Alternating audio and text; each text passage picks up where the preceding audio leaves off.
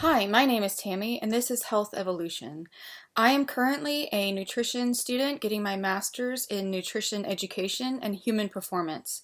I chose this path because I found a lot of misleading and incorrect and damaging information whenever it came to nutrition and health. So I've decided to sift through all the information and look for ways to provide truthful and accurate information to everybody, because I think we all are confused what we should or shouldn't eat and what is right and what is wrong. And so I hope to help even just one person, just one person sift through and get healthier. Hi, so today we're going to talk about nutritional deficiencies. I know that there's a lot of confusion over this because people think that nutritional deficiencies couldn't possibly be responsible for disease, and that it must be something. But I can tell you, no one has ever been deficient in statins. That doesn't happen, right? So we believe that medical doctors and pharmaceuticals have our best interest whenever they really don't. And I'm not just talking about conspiracy theory. I am speaking about the truth of nutrition and vitamins and minerals. We actually have 90 vitamins and minerals and nutrients that we need. This is it's known, it was discovered by Dr. Joel Wallach, who was ousted by the medical industry because he determined that some of the biggest diseases that we're told are genetic are actually a nutrition deficiency. And just like any doctor in history that's just discovered something that counters the current mainstream, he's been created into this monster that is just selling snake oil and doesn't know what he's talking about. But he has actually performed close to 20,000 or more than 20,000 autopsies by now, 454 species of animals and humans. He has done more research. He's a pathologist, a vet, which people think disqualifies him, and he's a naturopath, which people think, well, you couldn't possibly have done autopsies on humans, but it's not true, and he's done thousands of them. And I can tell you, he came to this because he saw in veterinary medicine they cured animals of the same diseases that we're told are uncurable and are just manageable. And so it became his mission for the last 40 plus years to find out why humans are not healed and how to heal us. So 20,000 autopsies later, and he says that every human that dies of natural causes has died of a nutritional deficiency, if that gives you a hint. And so people say that couldn't possibly be so. So let's go back in history. First, there's rickets, right? Everyone knows today that rickets is from a vitamin D deficiency.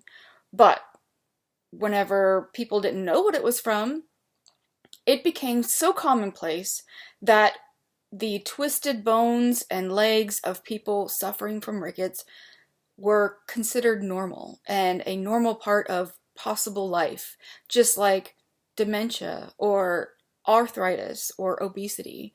The way that we accept it today is the way that rickets was accepted until someone found that actually it's vitamin D. Add vitamin D and it doesn't happen. Same with scurvy is vitamin C. And so for a long time, sailors died. I mean, there are people that buried almost their entire crew off of a ship because they didn't know it was vitamin C. And just add some lemons or limes and scurvy is gone. And that's why sailors are called like limeys or something, because they have lime in order to help with that vitamin C. But in the beginning, no one knew, and they thought it was a bacteria or a virus, and they couldn't prevent it. Pellagra is another one that is a niacin or a vitamin B3 deficiency, and it always starts with dementia, diarrhea, dermatitis, known as the 3Ds. And for a long time, people didn't know. It was just a plague. But it's niacin, it's vitamin B3. Beriberi is another one that's B1, it's thiamine deficiency. So whenever people try to say today that it couldn't possibly be a nutritional deficiency, let's think about how those people talked about those diseases in the past. They would have said the same thing, and we know for a fact they are wrong. So it's not that hard for me to believe that aneurysms are caused by nutritional deficiency, heart attack, dementia, nutritional deficiency, obesity, nutritional deficiency. You think not, because everybody eats too much, right? But they eat a lot of times because you're craving more, because you're not getting the nutrients that you need. In 1967, there was a scientist at Washington University, Robert Leakey, said, "Facts are facts. However, truths change as new facts appear." And that is what I'm saying. We think we have the truth, but we don't. We have partial facts. And as time goes on, we have to be open to updating our thinking and understanding that perhaps we had it wrong. Perhaps we only had part of the information. And I don't say that I know all of it. I don't think anybody knows all of it. But I do know that if you don't continue to look, and if you don't accept the fact that perhaps we were wrong, you'll never get better. I mean, name one drug that cures a disease. One. Besides, like, antibiotics, and those aren't even working as well as they used to anyway. But besides that, they all manage it. I have several autoimmune diseases, which spurred my interest in getting all of this knowledge. And I can tell you, none of them can be fixed.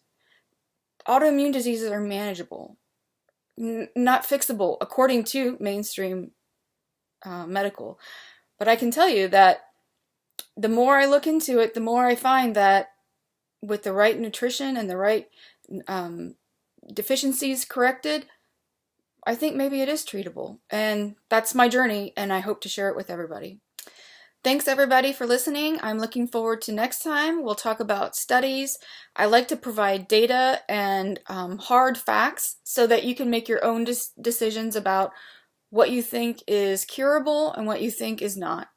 My plan is to get off all my prescribed medication and just supplement with the vitamins and minerals that I need in order to stay healthy. And maybe you don't want to do that, but I'll provide the science and you make your own determination.